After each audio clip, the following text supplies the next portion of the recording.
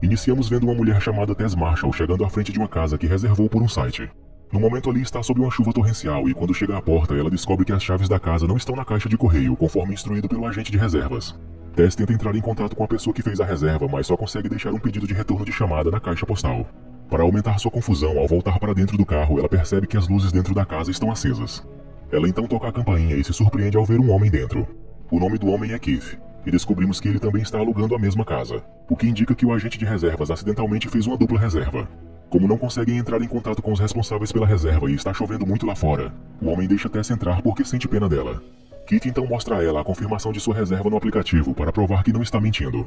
Ainda se sentindo desconfortável em estar na mesma casa com um estranho, Tess começa a procurar o hotel mais próximo, mas descobre que está totalmente lotado para esta noite. Keith, que estava escutando sua ligação, informa que há uma grande convenção médica na cidade, o que torna impossível encontrar um quarto de hotel disponível. Ele propõe então que ela fique na casa durante a noite e a deixa ficar no quarto. Depois de carregar a mala dela para dentro, Tess se muda para o quarto, onde encontra a carteira dele e decide tirar uma foto de sua identidade como medida de segurança. Ela devolve a carteira a Keith e depois vai tomar um banho. Quando Tess volta para o corredor, encontra Keith esperando por ela com uma garrafa de vinho ainda fechada e 2 copos. Ainda cautelosa, ela recusa educadamente beber, mas concorda em sentar-se com ele, e os dois começam a conversar casualmente. Após revelar que está na cidade para uma entrevista de emprego com uma cineasta chamada Catherine James, Keith revela que já viu o último filme de Catherine.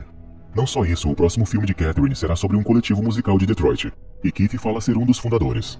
Compartilhando um interesse comum, Tess se sente mais à vontade, e os dois se envolvem em uma conversa animada, até que Keith faz uma demonstração engraçada de como virar um conjunto de lençóis novos, fazendo Tess rir. Juntos, eles colocam os lençóis novos na cama para ela dormir e, ao se despedirem, fica claro que Keith está começando a gostar dela. À noite, no entanto, Tess acorda com o rangido da porta e, ao olhar, a encontra aberta. O que torna tudo mais assustador é que Keith pode ser escutado gemendo enquanto dorme, e pedindo para alguém o ajudar. Isso a leva a se aproximar dele e, sem que ela perceba, a porta do porão lentamente se fecha ao fundo. Ela então acorda Keith, assustando-o. Tess explica que ouviu a porta se abrir e pergunta se foi ele, o que ele nega confusamente. Depois de se desculpar, ela certifica-se de trancar a porta antes de voltar a dormir. De manhã ela não vê Keith, mas encontra um bilhete dele dizendo que saiu e que gostou muito de passar a noite com ela. Quando ela finalmente sai da casa para sua entrevista de emprego pela primeira vez, ela percebe que todas as casas do bairro estão completamente abandonadas e em ruínas, exceto a casa onde ela e Keith estão hospedados. No entanto, como está atrasada, ela ignora o grande sinal de alerta e segue para a entrevista. Após a entrevista, Catherine James pergunta em qual parte de Detroit Tess está hospedada, ao que ela responde Brightmoor. Apenas ouvir o nome preocupa Catherine, que a avisa para não ficar na área, pois não é um bairro seguro, mas Tess a convence de que está tudo bem. Quando Tess retorna à casa, um homem sem teto pode ser visto correndo ao fundo. Ele começa a gritar para ela sair da casa. Assustada, Tess corre para pegar as chaves da casa e se tranca lá dentro antes que o homem consiga alcançá-la. Ela tenta ligar para a emergência enquanto observa o homem, mas infelizmente eles não podem enviar nenhuma unidade para ajudá-la no momento. Portanto, ela arruma suas malas e tenta se acomodar dentro da casa por enquanto. Mais tarde, ela descobre que o papel higiênico acabou no andar de cima, então ela desce ao porão para pegar mais. Mas quando ela volta, a porta se fecha lentamente sozinha, trancando-a lá dentro. Então ela percebe que deixou o telefone no quarto. Para piorar a situação, a chave da casa está em seu bolso, o que torna impossível Keith entrar. Vendo que há uma janela ali, ela tenta procurar algo que possa ajudá-la a quebrá-la. Mas em vez disso, ela descobre uma corda saindo da parede e decide puxá-la. É revelado que há uma porta sinistra no porão, e ela pode ver como está escuro lá dentro. Ela então fica sentada no porão até se entediar e tenta usar um espelho para refletir um pouco de luz na sala escura, que acaba sendo um corredor reto. Sem mais nada a fazer, ela finalmente decide explorar e, uma vez dentro do corredor, descobre outra porta. Quando ela abre, descobre que a mesma a leva a um pequeno quarto com sangue seco na cama, um balde e uma câmera muito velha. A visão a horroriza além da medida e ela corre de volta para o porão. Felizmente, Kit finalmente chega e ela o chama pela pequena janela, entregando-lhe a chave para vir salvá-la. Depois que ele a salva, ela começa a surtar e pega sua bolsa para ir embora, enquanto fala sobre ter encontrado um quarto assustador com uma cama, câmera e balde. Kit, no entanto, não acha estranho encontrar essas coisas no porão e decide verificar por si mesmo. Ele pede que ela espere no andar de cima caso a porta do porão se feche sozinha. Não demora muito para ela ficar impaciente. Ela tenta verificar como ele está, mas ao mesmo tempo a porta começa a se fechar lentamente e desta vez, ela se certifica de segurá-la aberta com uma cadeira antes de descer. Ela chama por ele novamente, mas ele não responde. Tess então desce pelo corredor escuro até chegar ao quarto. Estranhamente, ela não o encontra lá. Ao retornar ao corredor escuro, ela descobre que há outra porta, levando a um conjunto de escadas que descem ainda mais. Ela grita seu nome novamente e desta vez ele começa a gritar por ajuda, deixando-a sem escolha a não ser descer. Tess usa a luz de seu celular para clarear os corredores escuros e vai seguindo o som dos gritos do rapaz. Logo à frente, ela descobre várias gaiolas enferrujadas com tigelas para alimentar cães. À medida que se aventura mais fundo, ela finalmente encontra um Keith aterrorizado, que afirma que alguém o mordeu. Keith sente perigo em cada esquina e eles discutem sobre qual é a saída. Mas antes que possam correr, são interrompidos por uma horrível criatura humanoide nua, que esmaga o crânio de Keith contra a parede até matá-lo. A criatura então grita para Tess e o que acontece a seguir é desconhecido. A próxima cena mostra a J. Gilbride, um ator de Hollywood bem-sucedido que de repente recebe um telefonema de seus colegas. Eles dizem que ele foi demitido de seu programa mais recente devido a uma suposta má conduta sexual contra uma atriz. Com sua carreira ameaçada, ele voa para Detroit para liquidar um de seus bens, para que possa pagar um advogado para seu processo em andamento.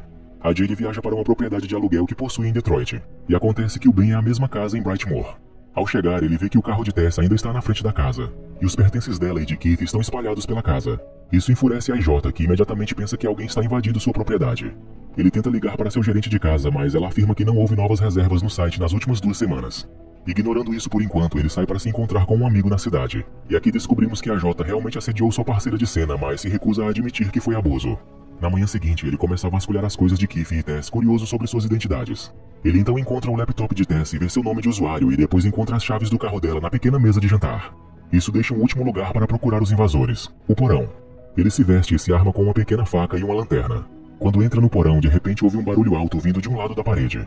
Ele também descobre a corda que sai da parede e abre a porta escondida. No entanto, a J não é muito esperto e ao ver a cama e a câmera no quarto, ele não acha alarmante. Em vez disso, ele entende a cena como uma oportunidade de aumentar o valor de sua propriedade, porque mais espaço significa mais dinheiro. Ele pega uma fita métrica e começa a medir o tamanho do corredor escuro e do quarto suspeito. Ele fica ainda mais entusiasmado quando descobre a outra porta escondida que leva mais para o subsolo e começa a medir enquanto desce.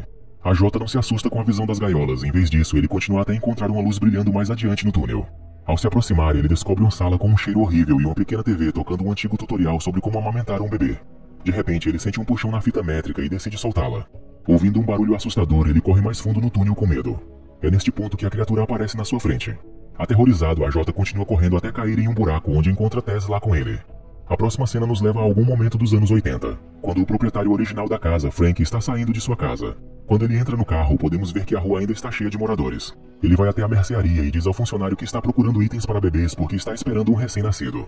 Mas quando volta para o carro, percebemos que há algo errado com Frank, pois ele começa a seguir o carro de uma mulher e a observa quando ela chega em casa. Em seguida, ele se disfarça de eletricista da cidade para verificar possíveis quedas de energia. Mas quando entra na casa dela, ele destranca a janela do banheiro antes de voltar para casa. Seu vizinho o aborda quando ele chega, anunciando que muitas pessoas estão vendendo suas propriedades, pois a cidade espera uma crise econômica, mas Frank diz com confiança que não vai se mudar. Quando ele volta para casa e abre a porta do porão, o grito agonizante de uma mulher pode ser escutado. Voltamos ao presente, com Tess avisando a J para ficar calmo e não irritar a criatura. Como se fosse um sinal, a criatura aparece e estende a mão através da grade, entregando-lhes uma mamadeira. Tess obedece e bebe o leite horrível e diz a J para fazer o mesmo, pois a criatura apenas quer que eles sejam seus bebês, mas ele se recusa. Sentindo que algo está errado, a criatura entra no buraco com eles e carinhosamente acaricia Tess. A criatura se aproxima de AJ e começa a falar com ele como se fosse um bebê, em uma voz assustadora. Ela então puxa AJ pelas pernas e o leva embora, deixando Tess sozinha no buraco. A mãe leva AJ para a sala de TV e começa a forçá-lo a amamentar. Enquanto isso, Tess usa essa oportunidade para sair do buraco e escapar.